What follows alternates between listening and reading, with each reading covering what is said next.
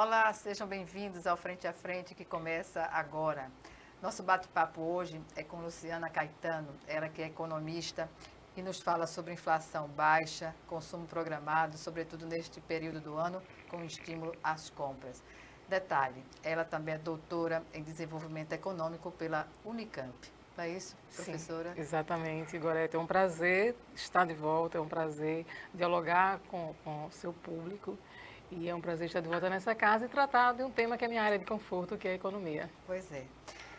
Como a senhora vê as medidas para manter a inflação em baixa, medidas essas do governo federal, a despeito do Banco Central que mantém as taxas de juros altíssimas?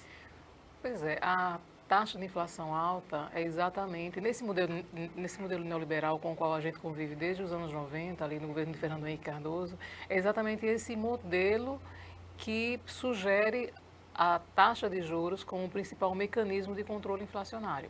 Então, a razão de a taxa de juros estar sendo mantida tão alto é que, a partir de 2006, a gente muda a meta inflacionária, a gente muda o centro da meta. Nós tínhamos o centro da meta era de 4,5%, com a variação de 2,5%. O que determina esses valores Pois é, percentuais? tá, vamos lá. O neoliberalismo traz como um dos pilares o controle inflacionário. Você tem aí o controle da dívida pública, o controle da inflação e uma tentativa de manter a moeda também estável. Bom, o que acontece? O que era que acontecia com a economia brasileira? Nós tínhamos uma moeda muito instável até então, antes do Plano Real. E tínhamos uma inflação, não sei se você lembra ali nos anos 80, 90, que chegava a mais de 50% no mês. Então, a partir da década de 90, adota-se dentro desse arcabouço, que é o modelo neoliberal, alguns marcadores, algumas metas, uma delas é a da inflação, de manter a inflação baixa. A nossa inflação até 2005, a meta de inflação, o centro da meta era 4,5%. O que é o centro da meta? A meta é essa, com a variação de 2,5% para mais ou para menos. Então, nós podíamos chegar ali até 7%. Eu tenho 4,5% mais 2,5%, podia chegar até 7%. E, como também podia ser mais baixo, que é muito difícil para um país subdesenvolvido como o nosso. Bom, a partir de 2006, o intervalo de variação já cai para 2%. E, a partir de 2016, esse 4,5% vai progressivamente sendo reduzido até chegar a 3% agora em 2025. Então, à medida que a gente vai reduzindo o valor do centro da meta e também a variação que era de 2,5% cai para 1,5%, exige do governo um esforço muito maior de controle inflacionário. Como é muito difícil você controlar através de outras variáveis, de elementos mais estruturais, a taxa de juros acaba sendo utilizada como um mecanismo de resposta mais rápida. E efetivamente isso tem acontecido. Então a gente tem hoje uma taxa de juros de 15%, com a possibilidade agora de reduzir para 12,7% até o final de 2026. E com a projeção de até 10%, 10,5% até 2027. Exatamente porque essa taxa de juros muito alta, ao mesmo tempo que ela ajuda a controlar a inflação, mas ela também viabiliza os investimentos. Tanto é que a nossa economia poderia estar crescendo a uma taxa muito mais alta do que o 2, 2,5%. Provavelmente a gente deve fechar o ano 2025 ali em torno de 2,5%. A projeção que foi feita, inclusive, era muito mais baixa, exatamente por conta dessa taxa de juros muito alta e, surpreendentemente, a economia brasileira consegue aí, apesar dessa taxa de juros, porque penaliza a os população como todo, investimentos, quem utiliza o o crédito, crédito no cartão, exatamente, exatamente. tanto para o financiamento de casa própria, como financiamento de carro, como financiamento do consumo de um modo geral. E, acima de tudo, a taxa de juros muito alta, ela tem um elemento muito perverso do ponto de vista macroeconômico, que, ao mesmo tempo que ela incentiva a especulação financeira, aliás, ao mesmo tempo que ela desestimula os investimentos privados, ela desvia recursos para o mercado financeiro, né? Então, assim, entre investir e percorrer o calvário da incerteza com relação ao retorno de investimento e você ter uma aplicação financeira com uma taxa relativamente prevista, como por exemplo, os títulos da dívida pública com a taxa de juros pré-fixada. Então, assim, é muito mais fácil, para algumas pessoas vai ser, a depender do volume de recursos, investir em títulos da dívida pública ou em outros ativos do que você apostar na produção quando você pode ou não ter retorno desse investimento e em prazo mais longo, na maioria das vezes. Como o poder inflacionário, que não é o caso, afeta o poder de compra nessa realidade, nesse contexto? A cada mês que se tem um índice de inflação, você vai corroendo o salário. Ou seja, à medida que o ano corre, a inflação mensal vai defasando o poder de compra desse salário, diminuindo a capacidade de aquisição de bens e serviços. Então, esse aqui é o grande mal da inflação. E é exatamente esse desestímulo ao consumo que, paradoxalmente, vai contribuir com o controle inflacionário. Ou seja, quando você tem uma demanda muito grande, a inflação tende a subir, porque quem está ofertando bens e serviços tenta se apropriar de uma fração dessa renda, dessa massa salarial, elevando seus preços e transformando isso em lucros. É meio contraditório, né? É uma realidade são contraditória. São as contradições do capitalismo. O Marx já escreveu sobre isso, já existem muitas publicações a partir das reflexões de Marx sobre exatamente as contradições do capitalismo. Então, você usa uma taxa de juros para desestimular o consumo, embora o propósito de quem produz é a venda.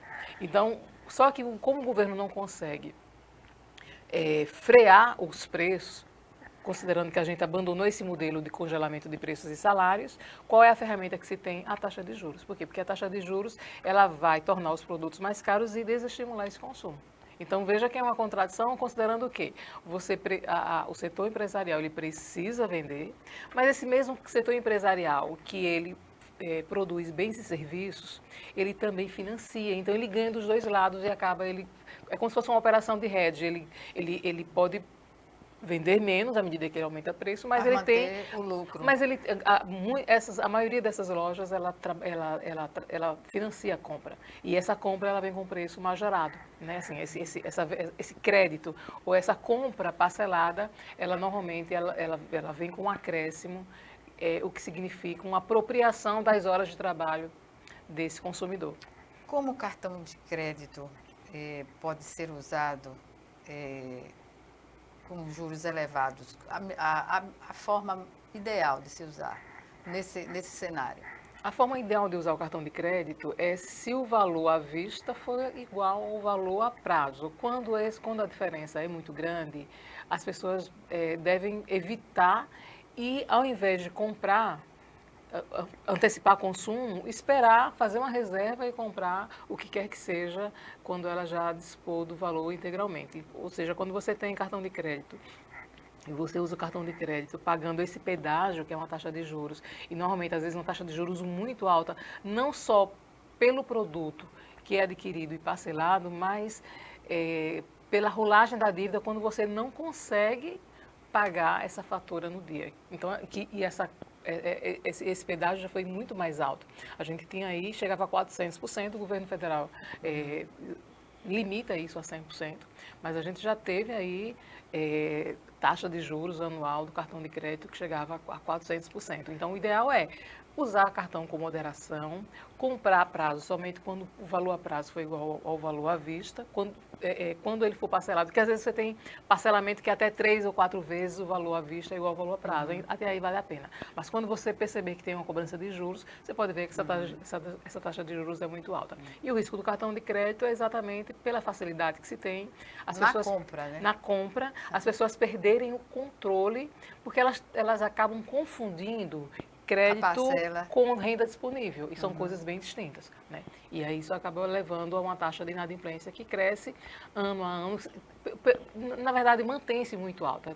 Em alguns estados fica em torno de 35% a taxa de inadimplência, o que é muito alto, já chegou a 24%, 23%, a gente está com uma taxa absurdamente alta. Eu já ouvi de algumas pessoas dizer o seguinte: eu não me incomodo com atraso, porque chega no fim do ano, sempre tem uma ação, seja do Serasa ou outro órgão, para baixar os juros, liquidando a dívida. Pois é, mas não. Mas a questão é a seguinte: há negociação sobre as multas e juros, mas não sobre o principal. Então é importante que as pessoas compreendam isso. E mesmo assim, você vai estar pagando acréscimo, você não tem uma redução na integralidade desse pedágio pela inadimplência. Então, o ideal é que as pessoas paguem sim dentro do prazo e compreender que quando você entra em inadimplência, isso desorganiza o seu orçamento e você vai deixar de pagar várias outras contas e pagar a multa de várias outras contas. Né? E isso, inclusive, perdendo a oportunidade, em alguns casos, é um ciclo vicioso, é uma bola de neve. As pessoas podem não se dar conta do quanto elas perdem com isso, porque elas não se dão o trabalho de fazer cálculo, de usar uma planilha, de ver o quanto elas teriam economizado se tivessem feito pagamento à vista, ou se tivessem, inclusive, evitado compras inúteis que vão resultar em coisas que ficam lá guardadas dentro do armário e que você nunca vai usar. Então, assim, é preciso compreender que o mercado é um jogo. Quem está no comando, normalmente, são as empresas que usam campanhas publicitárias muito sedutoras e fazem, é quase que uma terapia induzindo você ao consumo. Então, você todos os dias, quando você abre o celular, quando você liga a TV, quando você escuta o rádio, quando você passa pelas ruas e vê os outdoors, é um convite ao consumo continuamente. Então, em setores que até então nós não víamos essa operação, que é do esporte, né? Pois é. Então, beta para todo lado. Você tem um apelo muito grande, porque cada setor vai estar, de algum modo, fazendo a disputa de uma massa salarial em circulação, que é a soma de todas as rendas. Então, ela vai recortar qual é o público-alvo dela, por faixa etária, por gênero. E aí, a campanha publicitária vai numa perspectiva de dialogar. E hoje, essa campanha publicitária ela é muito mais eficiente, porque graças aos algoritmos, graças aos aplicativos, graças à capacidade de armazenamento de informação, ela sabe exatamente quem é quem e as campanhas vão muito direcionadas hoje, principalmente pela internet. Pois bem. Como planejar, digamos assim, melhor dizendo, das políticas econômicas do governo Lula para controlar a inflação, qual é a mais adequada, no seu entendimento? Na verdade, a que tem sido utilizada hoje para controlar a inflação é a taxa de juros, que, na minha humilde opinião, é a mais inadequada possível, porque, como a gente falou, ela tem efeitos colaterais, que é o desestímulo aos investimentos. O governo fica tentando contornar a situação, assim, do BC manter essa taxa de juros tão alta, incompatível com a inflação, porque antigamente se tinha esse no governo anterior, entendimento. No governo anterior, a gente perde o Banco Central, o Banco Central ganha autonomia e o governo perde como é que eu diria? O comando da política monetária. A política monetária ela é a principal política de intervenção na economia para controle inflacionário, considerando que a fiscal tem menor peso. Então, para controle, pelo menos dentro do modelo neoliberal, principalmente, que você tem aí a taxa de juros como principal ferramenta. É claro que você poderia ter uma delas que foi utilizada no passado no Brasil, mas que deu muito errado em todo mundo, que hoje não é utilizada mais em canto nenhum, é o controle de preço. Mesmo com a criação das agências reguladoras, a gente sabe que é muito difícil controlar preço numa economia neoliberal. Então, a gente tem aí uma mudança de comando nos anos 2000, quando a presidência é transferida de Fernando Henrique para Lula, mas Lula não consegue romper com o modelo neoliberal. E a gente tem uma pressão muito grande, não só do mercado internacional, mas também internamente. Do mercado interno. Do mercado interno. Até porque a classe empresarial ela não é nacional, ela é internacional, né, grande parte dela. Então, você tem uma pressão muito grande a se manter a liberdade dos fornecedores de bens e serviços no que diz respeito à prática de preços. Então, muito dificilmente o governo, nem mesmo aos monopólios, ex-monopólios estatais agora nas mãos do setor privado, como fornecimento de água e energia, nem isso o governo consegue controlar direito. Então, em outras palavras, é muito difícil controlar hoje a inflação, dada essa política de aceitação da liberação de preço ser praticada como a classe empresarial assim entenda, sem a política monetária que consiste na elevação da taxa de juros. É adequada? Eu acho que é um remédio muito amargo. Por quê? Porque tem efeitos colaterais. Poderia ser diferente? Penso eu que uma coisa que nós poderíamos mudar para atenuar o efeito da perversidade dessa política de austeridade monetária seria voltar pelo menos para o que tínhamos em 2005 com relação ao centro da meta da inflação, de não ser tão rígido. Nós não temos condição de manter uma taxa de inflação de país de primeiro mundo.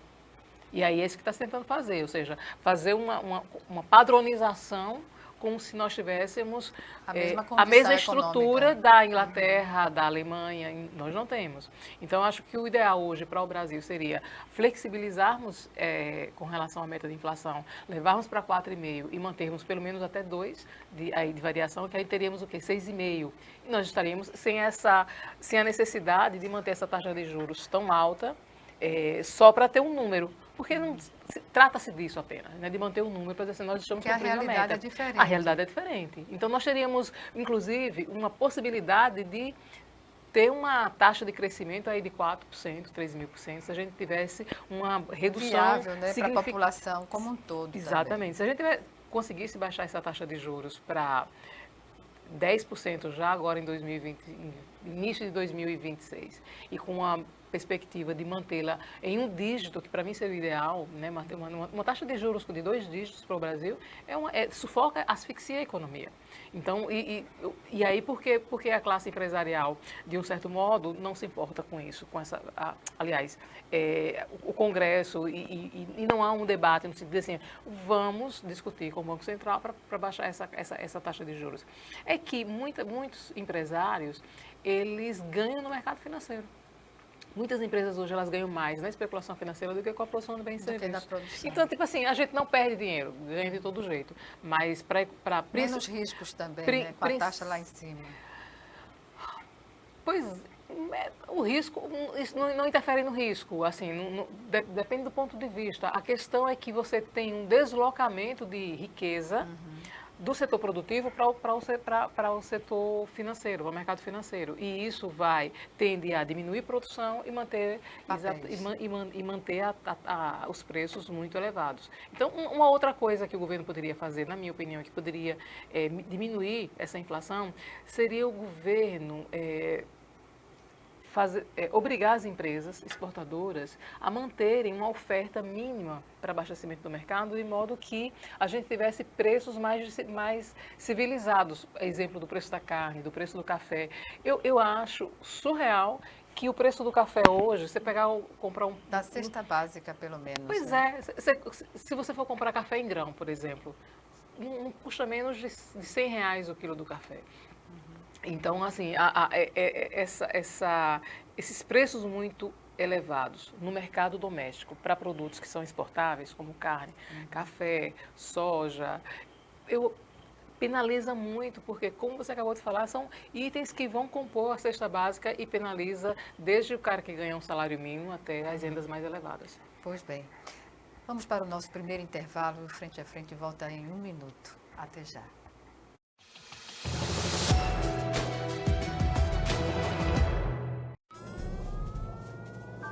Há mais de 40 anos, um grupo de médicos criou uma organização de emergência médico-humanitária capaz de oferecer ajuda às pessoas em meio a desastres naturais, epidemias ou guerras, atendendo os mais necessitados sem se importar com raça, religião ou ideologia. Hoje, Médicos Sem Fronteiras envia equipes totalmente preparadas para responder a emergências por todo o mundo. Nossos profissionais são financiados por pessoas como você e eu. Conheça-nos, participe, apoie, porque juntos chegamos mais longe.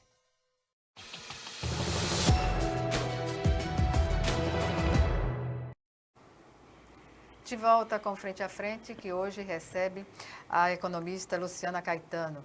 Ela nos fala sobre política econômica nacional e local também. Professora, perdão. Em relação a planejamento de gastos extras no fim do ano, que a gente sempre observa a cada virada, né? E como observar essa questão?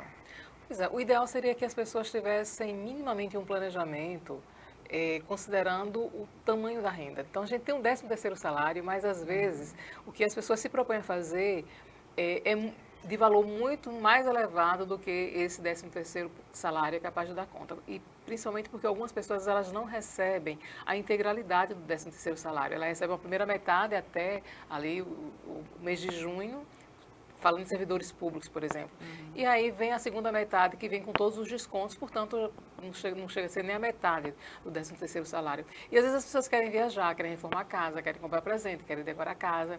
E não dá para fazer tudo. E não dá para fazer tudo. E tem o início do ano que, para algumas famílias, principalmente para quem tem criança, que tem matrícula, material escolar, e outros que, às vezes, você tem gasto com IPVA, licenciamento, Conselho Regional. Então, o início do ano, normalmente, é um período desafiador também. Então, o ideal seria que as pessoas tivessem um pouco de moderação com relação a essas despesas extras que ocorrem no final de ano, principalmente para as festas, enfim, numa perspectiva de que ela não ultrapassasse o limite desse extra, que é o 13º salário, que acaba sendo insuficiente e fazendo com que pelo menos um terço das famílias entre o ano seguinte no limite da inadimplência. Como dividir o 13º entre gastos e economias? A pessoa tem que dar um tempo para verificar isso, né? É porque cada família é um caso diferente. Por exemplo, é um hábito diferente. E tem uma composição diferente. Por exemplo, tem gente que mora só, então essa renda ela é mais facilmente programável, porque é você que decide o que fazer. Agora, quando você tem uma família com 5 ou mais pessoas e uma renda só ou 2 rendas, fazer essa conciliação demanda diálogo, demanda negociação e demanda, sobretudo, planejamento e definição de prioridades. Então, sem isso, você acaba gastando sem contabilizar e o resultado disso pode ser muito ruim. É possível gastar no fim do ano com juros altos? É possível gastar. Os juros altos no Brasil a gente tem o ano todo. Então, é uma cultura, parece. Né? Ainda mais no Brasil, que essa taxa agora chegou. Faz muito tempo que a gente chegou a uma taxa tão alta que é de 15%. Então a gente vai chegar. 15%. Tá, 15%. A Selic, que ela é a referência para as outras são mais altas. Né? Então você tem uma taxa de juros aí anual de 15%, que é a Selic, que é a referência. As outras taxas são ainda mais elevadas. E você tem um 13º salário que é muito curto para cobrir todas as aspirações, todos os anseios. Então, isso demanda, sem sombra de dúvida, algum grau de planejamento e a definição, acima de tudo, do que é prioridade para nesse período. A classe média, nesse contexto, é quem mais sofre, né? A classe média sempre é quem segura o piano. Porque você tem o seguinte, vamos pegar o governo Lula. Que prioriza, que eu acho muito justo, as classes de baixa renda, até 2 salários mínimos, tanto com a concessão de benefícios, como com alguns programas de acolhimento.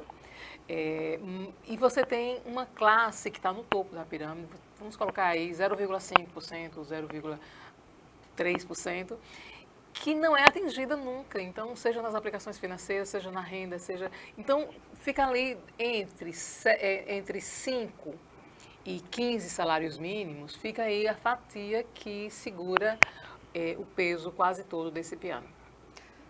Como a senhora entende, digamos assim, o que são gastos essenciais de final de ano? No prisma da economia. Tá, isso é muito relativo, Gorete, considerando que o conceito de essencialidade, ele traz uma subjetividade e cada indivíduo e cada família. Para justificar. Porque assim, para o mercado, cada setor vai achar. Assim, a gente nunca pode olhar pela perspectiva do mercado, porque pela perspectiva de cada empresário, o seu setor é um setor muito importante. Então, todos os setores são muito importantes. Agora, com relação, pela perspectiva da população, eu acho que uma coisa que é essencial e que não está acessível a todo mundo, e que essa, inclusive, tem sido uma preocupação do governo Lula, é o acesso à alimentação e moradia, né? E a gente tem ainda no Brasil um percentual muito grande de pessoas, tanto sem uma moradia decente, como também sem acesso à alimentação. E isso, para mim, são questões essenciais que precisam ser resolvidas do ponto de vista macroeconômico, do ponto de vista de política de governo. Então, prioridade, né? Tem que ser prioridade, inclusive, nas 3 esferas de governo, e não trabalhando com programas isolados, mas trabalhando conjuntamente numa perspectiva de que se possa acolher essas pessoas, de que possa, inclusive, ver condições de acesso à educação e de geração de renda, seja com vínculo empregatício ou de forma autônoma, mas a gente precisa criar mecanismos para que esse país seja um país desenvolvido. Não se pode falar em país desenvolvido pelo resultado do PIB, da taxa de inflação e da taxa de juros. País desenvolvido, para mim, é um país desenvolvido em que você consegue incluir as pessoas no consumo, de que você consegue incluir culturalmente as pessoas, de que você consegue fazer com que as pessoas acessem a educação, que é um instrumento importante de autonomia e de independência. Então, sem isso, a gente continua sendo... Projetos na linha da saúde pública. Saúde pública, exatamente, que são serviços essenciais, né? Saúde e educação. Então, enquanto a gente não conseguir superar, e eu estou falando isso porque isso não é uma questão resolvida no Brasil. Isso não é uma questão resolvida tanto porque você tem ainda muita gente que está nessa condição de miserabilidade, como também a gente não tem um projeto consolidado e sustentável, uma perspectiva de dar autonomia ao outro para que a gente não continue ampliando o número de pessoas na dependência, percebe? Então, assim, não é só transferir renda, mas eu preciso de um modelo de desenvolvimento que preze para que o outro consiga dar conta de si, sem necessariamente depender de uma transferência de renda do governo federal. A gente observa que no Cine apresenta agora, ultimamente, nos últimos meses, muitas ofertas de emprego. E a gente, onde está esta oferta que a gente não percebe a olho, por exemplo? Pois é, as empresas fazem a seleção e elas colocam lá à disposição do mercado. Isso, elas colocam a sua demanda nas mãos do Cine, que o Cine é um órgão do Ministério do Trabalho de intermediação, né, de força de trabalho. Mas quando as pessoas vão para o processo seletivo, muitas não conseguem ser selecionadas por razões diversas. Você tem problemas, dificuldades de inclusão digital, você tem problemas de escolaridade, você tem problemas diversos. Então, o que é que as empresas querem? E uma outra coisa muito grave, as empresas relativizam o excesso de exploração dessa força de trabalho. Em alguns setores, como o supermercado, às vezes as pessoas não têm liberdade nem de irem ao banheiro, nem de atender o telefone. Então, assim, eles querem um trabalhador que seja um escravo moderno, e isso também pode ser um elemento que esteja afastando as pessoas dessas ofertas de trabalho. Principalmente o jovem de 17 a 24 anos que precisa estudar, e ele não pode ficar refém dessa oferta de trabalho, que quer ele quase que por tempo integral, entendeu? Então, algumas empresas... Isso é um pagamento compatível. Isso é um pagamento decente que dê a ele condição de fazer, sequer uma reserva para fazer um investimento na sua carreira futuramente. Então, a lógica do mercado é explorar todo o tempo disponível do outro, e ele quer já o outro pronto, sem que o outro sequer tenha tido tempo de fazer essa formação. A senhora falou aí da exploração no mercado, né? E a gente observa no supermercado, simplesmente fazendo uma compra, que a moça que está ali contabilizando é a mesma que está colocando a feira na sacola plástica, né? E isso cria, a gente sabe, doenças por efeito repetitivo e passa como normalidade, né? E isso, você deu um exemplo muito claro dessa superexploração no supermercado, né?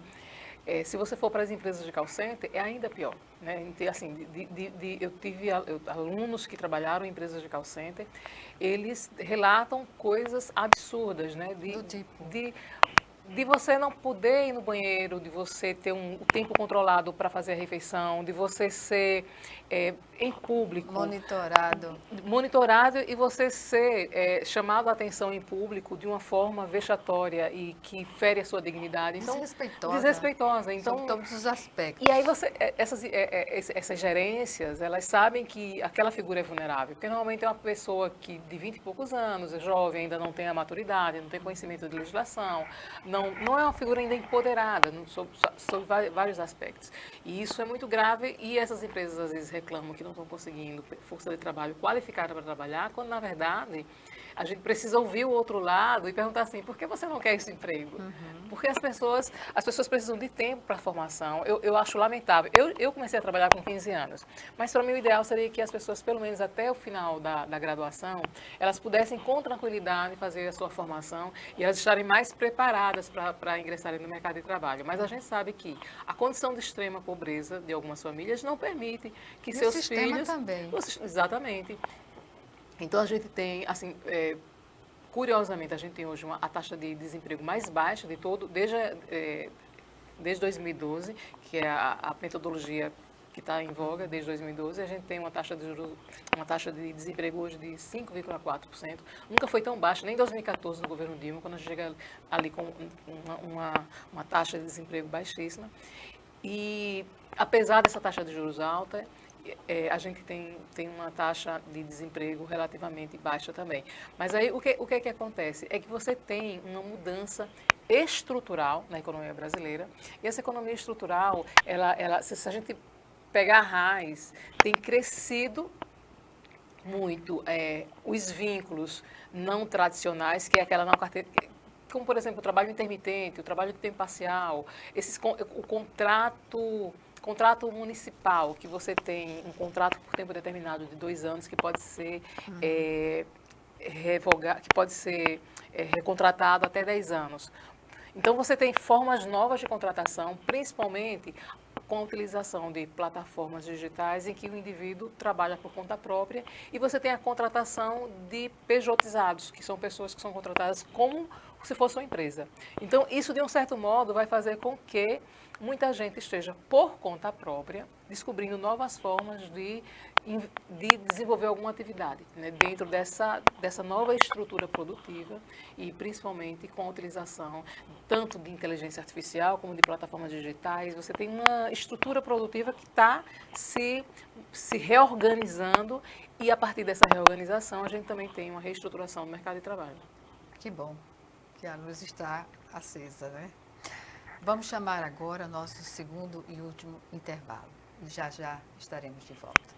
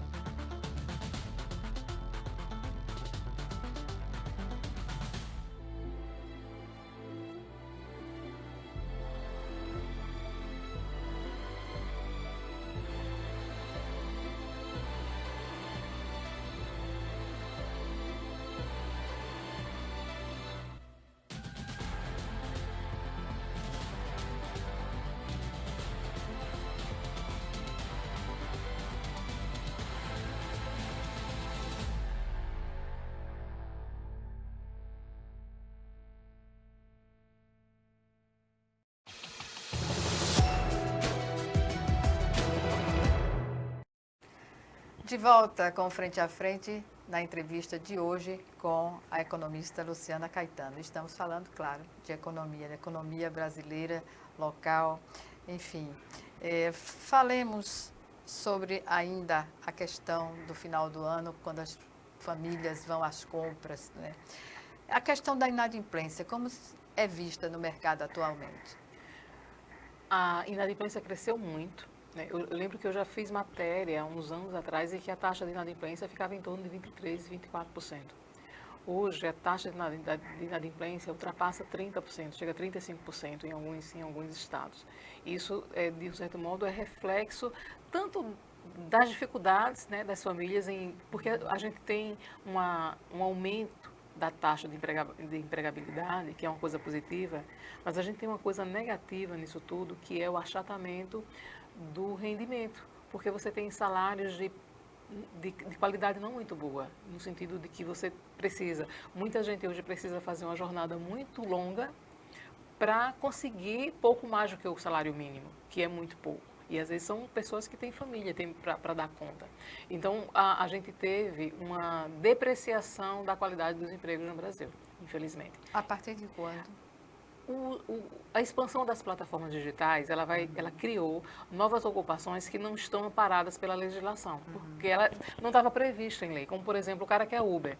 Então, você não tem lá um código, né, no Ministério do Trabalho em que você tenha prevista essa relação triangular do cara que é motorista de Uber entre a empresa que tem a plataforma e a pessoa que contratou o serviço, e ele que está no meio.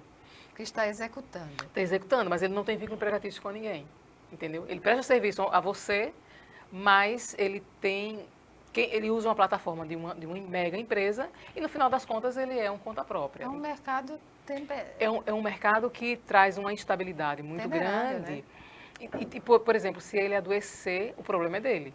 Se ele cair, se ele tiver um acidente, o problema é dele. Por quê? Porque ele está trabalhando por conta própria. Já existem algumas ações judiciais nesse sentido, algumas com ganho de causa para o trabalhador, mas ainda não tem uma legislação definida, consolidada internacionalmente. Assim, está cada país fazendo do seu jeito, ajustes, de acordo, né, com o entendimento de quem vai pegar uma ação, né, nesse sentido. Mas o que eu estou querendo colocar é que com essa modernização da estrutura produtiva, com o uso de plataformas digitais, com o uso de inteligência artificial, esse processo de modernização foi também trazendo novas ocupações e muitas dessas ocupações, às vezes, exigindo uma jornada de trabalho muito longa para uma remuneração muito baixa. Então, por isso que a nossa taxa de desemprego está baixa, porque você tem muita gente trabalhando por conta própria nessas condições. Então, ela não pressiona a taxa. Por quê? Porque a taxa de desemprego é medida pelo número de pessoas que estão buscando emprego nos últimos 30 dias. Se você não está buscando, você não está desempregado. Muitas trabalhadoras, por exemplo, funcionárias domésticas, não estão aceitando fazer a assinatura da carteira, colocando que tem filhos e benefícios, né? Isso é uma realidade, mas que penaliza tanto o trabalhador como também o empregador, né?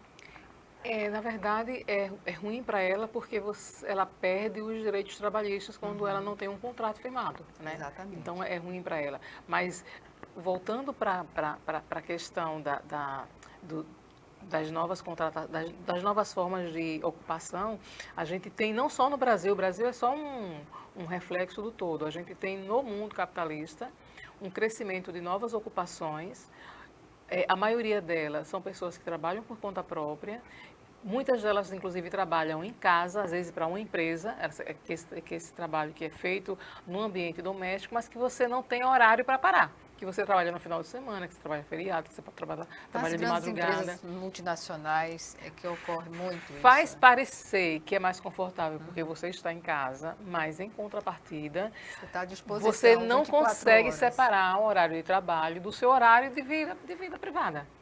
Então, e isso tem causado, existem vários artigos já publicados, eu faço parte de um grupo, que é o REMI, que é um grupo que estuda mercado de trabalho de pesquisadores de várias universidades, em que fica muito claro o crescimento do adoecimento de vários profissionais de várias áreas, inclusive professores universitários, porque a gente leva o trabalho para casa. Depressão? Depressão, burnout, você tem um monte de problemas que hoje afetam grande parte dessa classe trabalhadora e que isso está um pouco invisibilizado ainda. Não se faz a relação. Pois é difícil fazer, é difícil do ponto de vista jurídico responsabilizar uma empresa por esse adoecimento, porque você tem, às vezes, patologias que podem ter causas diversas, mas o que a gente percebe é uma relação de causa e efeito com relação a essa... anos, né? Com relação a essa sobrecarga, né, de trabalho, principalmente para esse trabalho home office, que é uma modalidade que vem crescendo muito, principalmente... É bem remunerada nas empresas multinacionais, né? Mas é um segmento muito pequeno em relação aos demais. Ele é bem remunerado, mas ele também atinge, ele vai pegar somente pessoas de nível superior para cima. Quando você pega, por exemplo, nível médio, ou então pessoas com dificuldade de manuseio com essas ferramentas, então isso já tende a ser... Tanto a remuneração é muito baixa, porque a formação também não é completa para a demanda das empresas, e isso, de um certo modo, acaba excluindo uma boa parte da população, às vezes por insuficiência de uma formação que lhe dê condição de atuar nessas áreas. Isso acontece nos grandes centros e em regiões como o Nordeste, por exemplo. Veja, também no Nordeste, claro que você vai ter um percentual menor, né? Mas assim, vamos comparar São Paulo com Alagoas, né? Então a gente tem aí 2 centros muito distintos em termos de dinâmica econômica. Você tem São Paulo como a cidade, talvez, o estado talvez mais industrializado, mais modernizado. Então, está muito à frente dos demais. Você pegar aí um estado muito atrasado, que é o estado de Alagoas. Então, muito provavelmente, o percentual da força de trabalho em Alagoas trabalhando em home office vai ser infinitamente menor do que no estado de São Paulo, em que você tem uma outra estrutura econômica e também em termos de formação e de ocupações que lá existe, que aqui não existe, exatamente pela estrutura produtiva, que é mais, como é que eu diria, menos diversificada e menos moderna. Menos? Moderna. A gente não tem nem de longe a estrutura nem do que tem o Estado de São Paulo, em termos de oferta de bens e serviços. Como entender a contradição entre política fiscal e política monetária no país? Não existe contradição entre política fiscal e política monetária. A política fiscal e a política monetária, elas andam juntas e elas são fundamentais para o conjunto de políticas macroeconômicas, para um gestor dar conta dos desafios que são impostos pela dinâmica interna e pela dinâmica macroeconômica internacional. Ou seja, o governo tanto precisa ter comando sobre a política monetária, considerando que ela é uma ferramenta importante para controlar a inflação, a intervenção em taxa de câmbio. Então, o governo tem, o Banco Central, hoje, que é independente, ele tem um papel fundamental no funcionamento dessa economia. Mas é questionado justamente quando coloca a taxa de juros numa posição estratosférica. Sim, o problema hoje é que a gente não tem tudo nas mãos de um só grupo, assim, do governo. Por quê? Porque se você tem um grupo político que seja oposição, essa autonomia do Banco Central pode prejudicar. Mas o ideal é que política fiscal e política monetária andem juntas. Então, há um entendimento de que, em que medida a política fiscal pode ajudar no controle da inflação? Quando o governo tem uma contenção de gastos. Por quê? Porque o que é que faz com que a inflação suba? O aumento da demanda agregada. Quem é a demanda? Quem é a demanda agregada? A demanda agregada é o consumo das famílias, os investimentos realizados pelas empresas, né, o gasto das empresas e os gastos governamentais. Pode-se entender que alguns setores que lidam, por exemplo, com alimentação estão numa posição melhor no mercado, porque é primeira necessidade, digamos assim. Olha, não dá para dizer isso se a gente tomar como referência os balanços contábeis das empresas. Então, não necessariamente uma empresa por exemplo, de automobilística vai ter menos, como é que eu diria, menos lucro do que uma que está trabalhando no ramo da alimentação, entendeu? Então, não é correto dizer isso.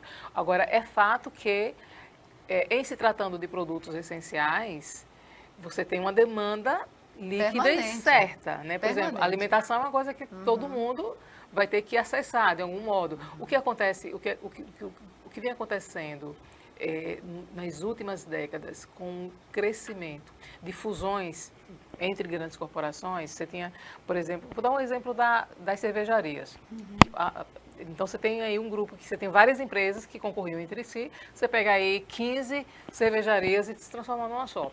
Esse movimento, né, não aconteceu só entre as cervejarias, no setor de bebidas. Esse movimento aconteceu na indústria automobilística, aconteceu no setor bancário, aconteceu no setor de saúde. Então, essa fusão entre grandes corporações trouxe um prejuízo muito grande nesse jogo mercadológico para o consumidor final. Por quê? Porque as grandes corporações, elas conseguem planejar, a partir de uma observação do volume de consumo, uma oferta que seja exatamente ideal para maximizar a sua margem de lucro. Ou seja, você não oferta muito. Essa oferta é planejada. Até mesmo o setor de alimentação, que antes você tinha uma oscilação muito grande, ele passa a ser controlado porque grande parte dessa produção ela é industrializada. Grande parte do consumo de alimentos hoje não é mais o consumo in natura. E esse consumo industrializado ele é programado, você só oferta o que é conveniente na perspectiva de maximizar esses lucros. Então,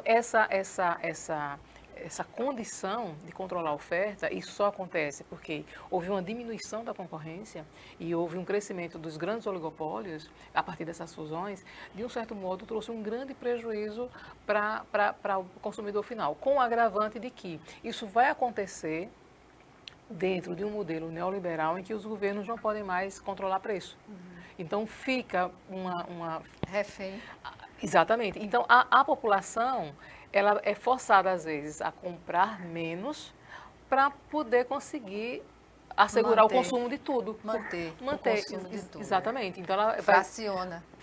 Você vai encontrar famílias que não vão conseguir comer o suficiente de carne para assegurar sua vitamina B12, porque não vai conseguir consumir derivados de leite. Então, muitas famílias hoje, elas não têm uma alimentação que, pelo nutricionista, seja considerada ideal, exatamente por essa insuficiência de renda.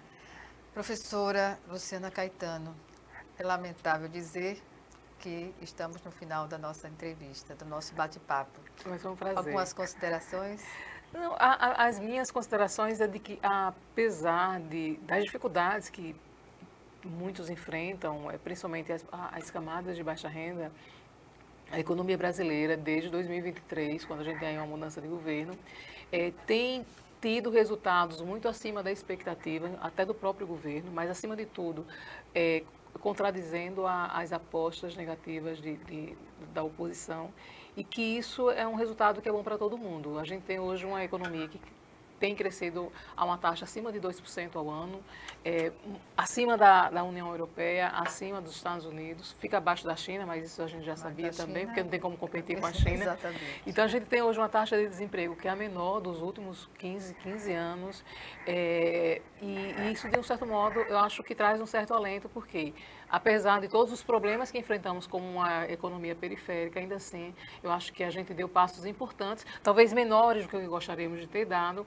mas me parece que a gente consegue ter resultados que, de um certo modo, possa agradar a maioria da população, pelo menos a população de baixa renda. E é a mais importante. A gente precisa. Exatamente.